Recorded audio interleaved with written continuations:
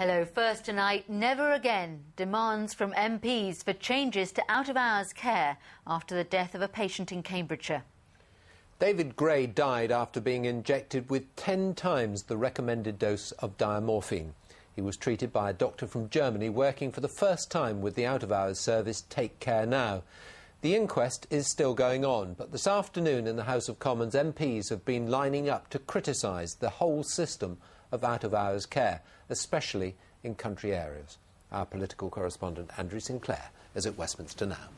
Stuart, this is becoming a big issue down here because it draws attention to a key piece of government legislation brought in 6 years ago. Until 2004, GPs were responsible for providing out-of-hours care. Then the government said you can opt out if you like, and most of them did. So it was left to the primary care trust to arrange cover, and most of them did that with private companies like Take Care Now.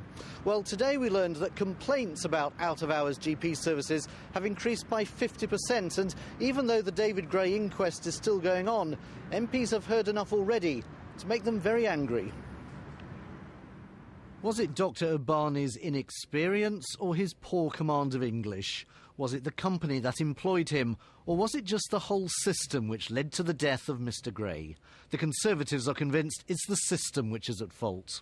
There are places like, for example, in north-east Cambridgeshire where they felt very strongly about the service and the failings in the service from Take Care Now that led to the tragic death of Mr Gray.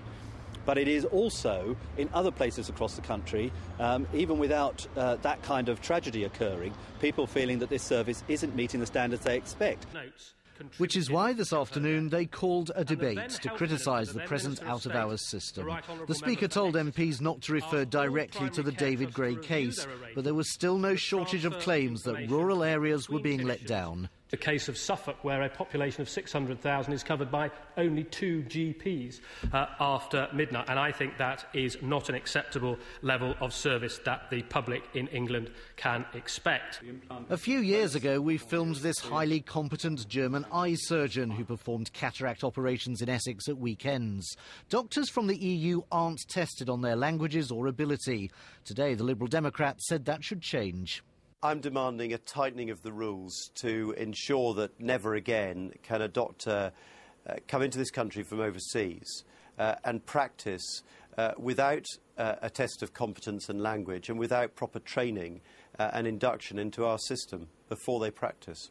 Consequences From the Health Minister today, a robust defence of the present system. Let me be clear. Out-of-hours care is better than in 2004, but it clearly needs further reform. And his department will announce that further reform once the David Gray inquest is over. But the Conservatives say the system will only improve if GPs are once again more involved in out-of-hour care. And this will become a big election issue. Do you leave it to the primary care trust to run, or do you get GPs involved again? Let me just tell you, that debate is still continuing behind me. In the last few minutes, Malcolm Moss, David Gray's MP, has said, unless we reform this system, patients' lives will continue to be put at risk. Too many patients have already lost their lives. Stuart. Andrew, thank you very much. So what are the alternatives to using an out-of-hours service? At one practice in South Suffolk, the GPs still do it the old-fashioned way.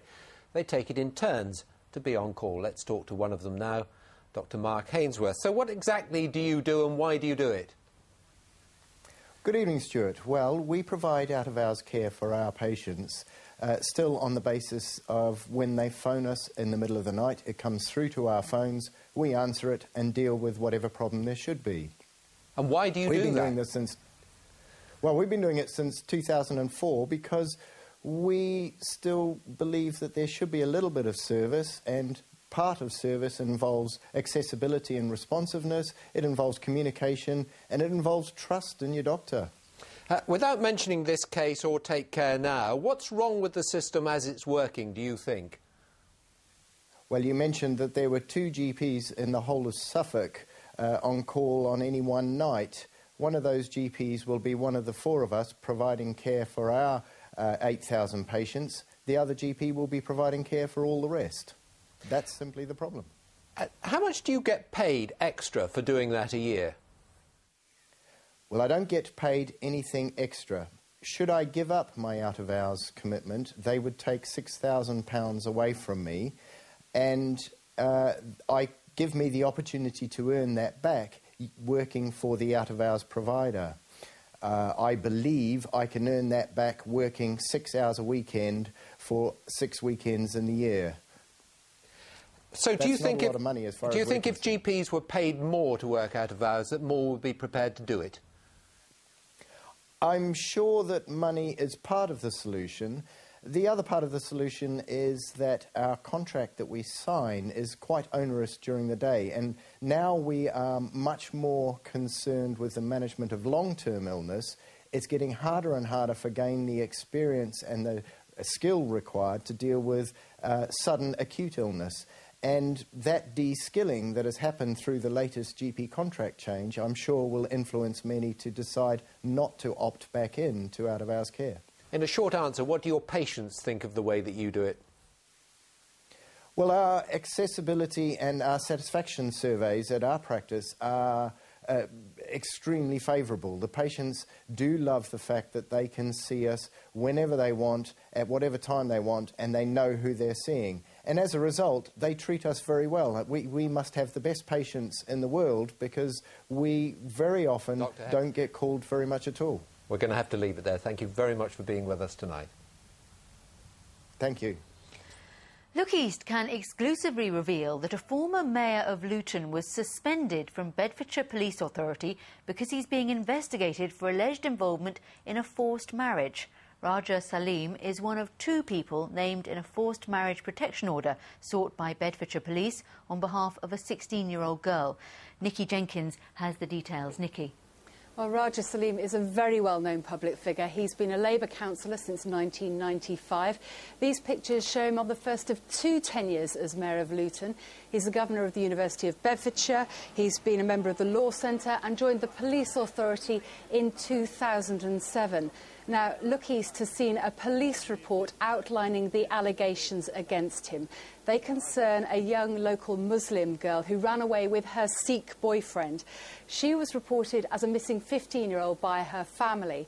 Now, despite being living away from home for 3 months, during which time she was in constant contact with the police, asking for their assistance in retrieving documents and personal belongings from the family home, by October she was back in Luton and was brought into the police station by her mother and Councillor Salim. She claims that they wanted her to make a false rape allegation against her boyfriend. But far from doing that, once she was alone with police, she told them that she was being forced into marriage in Pakistan. What has Councillor Salim had to say about all of this? Well, I spoke to him at reasonable length at the High Court in London tomorrow, and he says he doesn't know what he's done wrong because the case against him hasn't been disclosed. He said the family turned to him as a civic leader for help when she went missing, and he advised them to go to the police. He told me that he's got 5 grown-up single children, including a 31-year-old daughter still living at home. He says it's not a great track record for a man who's supposed to believe in forcing women into marriage. And he told me that he was a believer in the forced marriage legislation. This is comparatively new legislation, so what's likely to happen? Well, this is an interim forced marriage order which is there until the case can be heard. It's been bought by the police but could have been bought by the girl herself or by social services because it's actually a civil order. That said, if it's breached, it does have a power of arrest attached to it, so that would make it a criminal offence. But of course, the important thing is that the burden of proof is much lower and it would have to be proved in the balance of probabilities, not beyond all reasonable doubt. And that's what's facing Councillor Salim. A date for the trial hasn't been set yet, but it's not likely to be at least for another 3 months. Nikki, thank you very much.